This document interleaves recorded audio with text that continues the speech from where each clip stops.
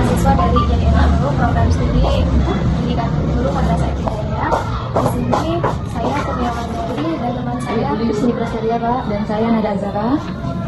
Nah, di sini kami ingin mewawancarai Bapak tentang implementasi pendidikan karakter di sekolah ini. Nah, Bapak boleh perkenalkan diri. Bismillahirrahmanirrahim. Assalamualaikum warahmatullahi wabarakatuh. Waalaikumsalam warahmatullahi wabarakatuh. Kami sendiri Rusdi sebagai guru di Lombok. Di sini sudah hampir 20 tahun. Di sini orang untuk kita lanjutkan. Saya ingin bertanya Pak, Bapak penting tidak pendidikan karakter ditanamkan sejak dini di SD? Terima kasih. Untuk pendidikan karakter ini semestinya pendidikan karakter itu dari tahun itu sudah ditanamkan.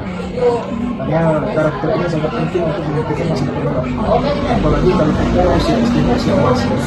Usia emas ini kelas 1, 2, 3. Namanya usia kelas 1, 2, 3 itu. Memang kalau pendidikan karakter itu harus ditingkatkan sekali. Karena kalau kelas 1, 2, 3 itu masih bisa anak itu ditekan. Tapi kalau sudah masuk kelas tinggi, SD ini kan ada dua bagian. Kelas rendah, kelas tinggi. Kalau kelas rendah ini kalau ditanamkan karakter kuat, insya Allah di kelas tinggi nanti dia terarah. Tapi kalau dari bawah ini sudah lemah, ya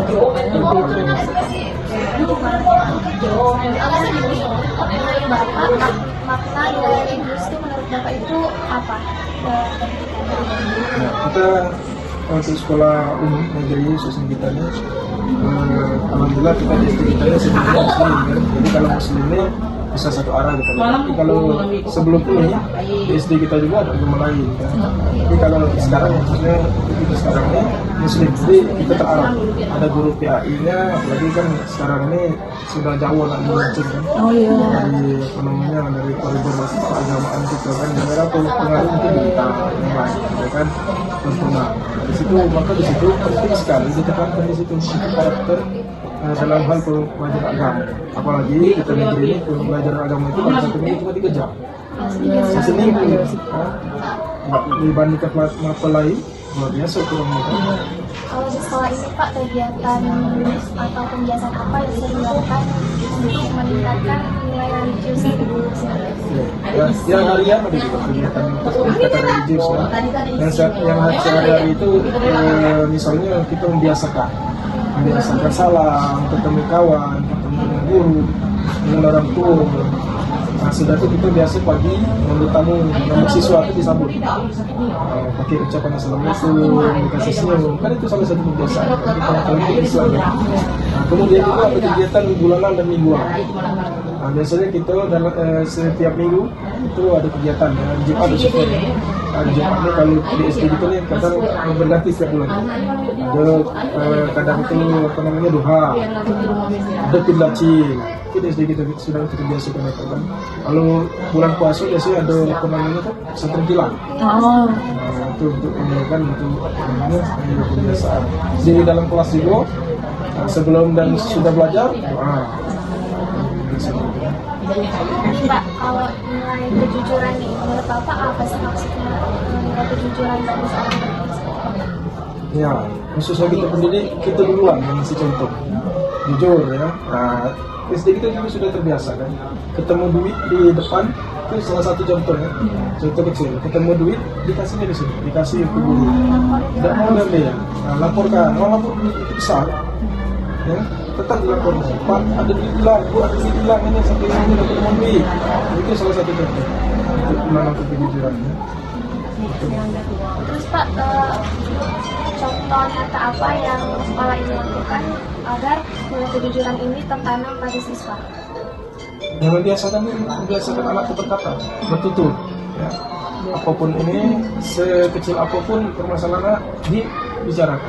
Aku biasakan anak itu mengungkapkan. Ya, untuk apa namanya melatih kejujuran tadi kan. Mungkin ya juga dari rumah juga ada bantuan dari rumah. Karena orang tua sudah menekankan mengajarkan hal-hal seperti itu. Datang ke sekolah, anak tuh tidak ngerja PR aja. Kalau seumpamanya dia mengerjakan PR, ada yang tidak mengerjakan PR, kasih alasan yang memang real. Kan kalau anak-anak yang lumrah kan lupa Pak, itu alasan salah satu itu tidak jujur kan. Nah kalau misalnya kan anaknya buat PR, kita sekarang ini kan ya kita kelas 6 Nah, 1 tahun itu 1 tahun dalam kelas 6 itu kalau dia tidak buat PR, ada alasan yang diungkapkan. Nah, misalnya, Pak, aku bantu orang tua kecapean malam dan udah, seperti jujur kan? Iya. Tapi kalau dijawabnya lupa itu tidak jujur. Karena lupa tuh memang dikerjakan.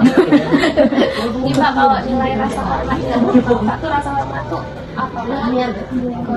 Iya, saling menghargai. Nah, saling menghargai baik sesama teman dengan guru, apalagi kita lingkungan kita ini kan masuk ada kantor lurah, kadang tamu kan. Nah, salah satu contoh rasa hormat itu orang tamu parkir di depan kita, anak tidak dibolehkan naik motor orang tua, kan? Jangan sampai mendekati. Tapi aku itu saling menghargai. Nah, orang numpang tempat kita, cak mana kita menjaga barang orang. Salah satu rasa hormat kan. Nah, bukan dalam bentuk kita hormat yang benar kan. Kepedulian nih Pak, menurut Bapak nilai kepedulian apa agar membentuk karakter seseorang? Nah, ini salah satu contoh pagi ini tadi. Ada kawannya yang sakit kepala. Ada kawan dari dalam kelas, sakit kepala. Kan barusan dijemput lagi. Oh, yang tadi ya. Iya, jadi ada rasa empati. Nah, kemudian juga kita setiap bulan puasa kemarin itu berat berbagi. Anak kumpulkan beras, ekonomi itu ada sampai juga ada bantuan dari rumah, karena orang tua sudah menekankan mengajarkan anak datang ke sekolah. Nah, anak tuh tidak kerja PR aja.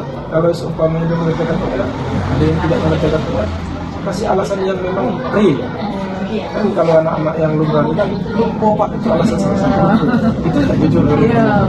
Nah, kalau misalnya kan anak dapat PR, kita sekarang ini kan ya kita kelas 6, sudah 1 tahun itu 1 tahun dalam kelas 6 itu kalau dia tidak buat PR, ada alasan yang diungkapkan. Nah, misalnya, Pak, aku bantu orang tua kecapean malam dan udah, seperti jujur kan? Iya. Tapi kalau dijawabnya lupa itu tidak jujur. Karena lupa tuh memang dikerjakan.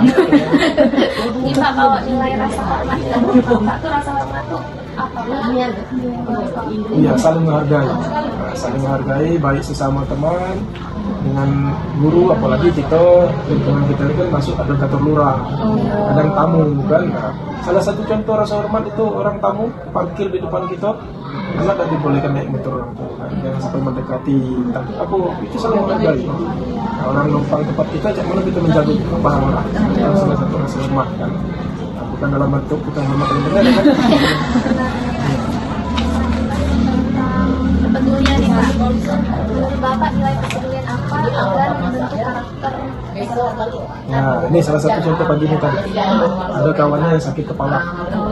Ada kawan dari dalam kelas, sakit kepala. Kan barusan dijemput lagi. Oh, yang tadi ya. Iya, jadi ada rasa empati. Nah, kemudian juga kita setiap bulan puasa kemarin itu berat berbagi. Anak kumpulkan beras, ekonomi itu ada sampai Seloki kalau kami gitu kan. Jadi tiap hari Jumat kita kumpulkan beras itu, pas mendekati mau libur kemarin kita bagi ke orang-orang yang membutuhkan. Kemudian kemarin ada kita kebakaran kan, anak-anak dikumpulkan juga, kumpul duit, kumpul pakaian yang kan layak pakai, itu menimbulkan rasa peduli gitu. Nah, ini kalau sakit kan. Misalnya Pak di kelas kan ada nih anak yang mungkin rasa kepeduliannya tuh belum ada. Nah itu bagaimana ke sesama temannya tuh bagaimana cara mengatasi agar anak tersebut mulai tumbuh rasa itu di dalam tuh? Itu hambatan kan, salah satu hambatan. Pasti setiap lingkungan sosial itu ada salah satu yang menjadi kendala. Kalau umpamanya itu 100% bagus, masih syukur gitu. Salah satu kendala. Dan setiap lingkungan dimanapun kita bergaul pasti ada. Itu caranya kalau kami di sini, kalau sosial di sini biasa. Nah, tadi kan kalau seumpamanya dalam kelas itu misalnya satu kelas itu 30 orang, kami 2, 3 atau 4 orang yang tidak peduli, yang lain peduli, mereka menjadi malu. Jadi yang lain itu ikut peduli kan merasakan. Kita salah satu contohnya kita kalau ada anak yang sakit misalnya 3 hari tidak masuk, kita kunjungi, guru mengunjungi, anak itu diajak ke rumahnya. Apa dia tanya? Biar itu menumbuhkan. Apalagi yang tidak mau nian itu tadi kan, yang diungkapkan tadi kan, kita tidak itu, kita lihat. Nah, kita posisikan mana kalau seumpamanya nanti kau yang diberikan ini. Iya, ya. Nah, jadi dengan seperti itu terbuka. Menurut Bapak, apa makna disiplin yang sesungguhnya bagi anak usia di SD Bapak? Ini berat. Iya. Apalagi yang mengajar zaman sekarang kita tren rambut kita lebih berat. Untuk disiplin ini kita mendisiplinkan hati-hati. Ya, sangat hati-hati sekali. Karena mendisiplinkan bagi sekolah ini kadang bermasalah untuk wali murid. Kan banyak kejadian gini kan. Gara-gara pendisiplinan. Nah, seperti salah satu contoh kecil rambut. Nah, padahal rambut itu tidak ada hubungan memang sama Betul, Pak. mau dicat warna apa mau bentuk warna apa, tapi yang impas ke depannya. Kalau anaknya sudah melanggar sekecil apapun dilanggar, ini kebiasaan. Nah, tapi kalau kita biasa karena tengok kawan itu sudah rambutnya pendek. Nah, malu lah kita di dalam satu kelas sekolah ini. Kamu sendiri rambutnya panjang, kan menumbuhkan sifat malu. Jadi dengan adanya rasa malu, disiplin itu ketumbuh. Terus Pak, bagaimana cara Bapak mendidik kesimpulan tanpa ada rasa takut dari siswa tadi Pak? Ya, kita kalau kami ini sebagai guru SD, jadi anak. Jadi ya, apa namanya, anak itu didekati, dirangkul kan. Iya memang kalau apalagi kami yang guru laki-laki kan di SD itu sangat anak tuh Berani ya Pak? Iya, makanya kita memposisikan kita jadi anak. Ya. Dan kalau dalam kelas kita waktu belajar kita jarang kan. Tapi pas anak istirahat, kadang anak lagi main bola kita ikut main bola gitu. Jadi anak mau bawa sendiri itu kan jadi jadi dengan sikap itu anak sama tertarik. Mau dekat sama bapak. Ya karena enak. Nanti Pak, apa makna tanggung jawab yang Bapak tanamkan kepada siswa sekolah? Nah, kalau kami di sini ada jadwal pikir bersama setiap pagi. Jadi anak itu tiap hari Senin, misalnya kan kelas 6 dengan kelas 1. Itu apa namanya itu kita rasa tanggung jawabnya sudah. Jadi mereka ini bertanggung jawab kalau hari Senin anak kelas 6 dan kelas 1 datang ke pagi. Iya harus ada pengalaman. Yang pikir dalam kelas, yang lain sisanya pikir di luar. Nah, pengalaman kita dan sampai pinggir jalan, sampai ke belakang. Jadi semua sapa. Ketika mau masuk upacara tidak ada sapa. Pak, pendekatan apa yang Bapak anggap paling efektif dalam membentuk karakter siswa di SD ini Pak? Nah, yang seperti yang kita sampaikan dari awal tadi, ya, caranya kita memposisikan diri menjadi anak. Salah satu, ya, mungkin guru lain juga ada yang lain. Nah, kita setiap wali kelas itu punya trik masing-masing untuk mendekati anak kan. Bagaimana kita dapat rasa anak ini masuk ke kita, dia juga dapat rasa ke kita. Jadi apa namanya dengan begitu, rasa tanggung jawab, kemudian disiplin. Dia apa namanya ketika kita tumbuhkan rasa itu jangan bertanggung jawab dengan orang lain. Belajar dengan diri sendiri. Kalau sudah tumbuh dengan diri sendiri, sama tanggung jawab semua. Cuma sebagai seorang ibu, Bapak bagaimana menjalin komunikasi dengan orang tua siswa agar pembentukan karakter yang diajarkan di sekolah dapat berlanjut di rumah? Ya, ketemu dengan orang tua ini susah ya. Ya. Kita ada grup masing-masing. Setiap kelas ada grup dengan wali, kemudian ada grup dengan anak. Jadi ketika ada permasalahan yang perlu kita bahas di grup, karena untuk ketemu itu susah, dengan wali ini kan wali ini kesibukan masing-masing. Nah, seperti kali kelas 6 kemarin kan mau rencana apa namanya kompetisi apa namanya ini kan outing kelas kan belajar di alam kan. Jadi untuk mengumpulkan wali ini hari ini diundang datang 3 orang 4 orang yang bisa. Besok diundang lagi yang lain lagi yang datang yang tidak bisa. Jadi kita manfaatkan. Jadi mereka orang tuanya di mana terserah. Yang penting di grup nyaut. Semuanya harus mendapat kata sepakat. Nah, kalau tidak setuju, kalau setuju, lewat grup, untuk ke wali. Tapi kalau ke anak ya seperti ini tiap hari. Kita lanjut ya Pak. Selain tata tertib di sekolah ini Pak, ada metode atau pendekatan kreatif apa yang Bapak gunakan agar siswa mau menjalankan disiplin dengan kesadaran sendiri, bukan karena hukuman atau teguran dari guru? Jadi peraturan di sekolah ini ada 2, ada yang tertulis, ada yang tidak tertulis, ada yang tersurat, ada yang tersirat ya. Nah tersirat ini setiap pagi itu 5 menit atau 10 menit sebelum ngasih pelajaran kita pancing dengan motivasi. Jadi anak tuh apa kalau kata ininya ceramah dulu gitu. Ceramah misalnya ada kelakuan sedikit aja di depan itu yang rasanya janggal, kita bicarakan dalam kelas.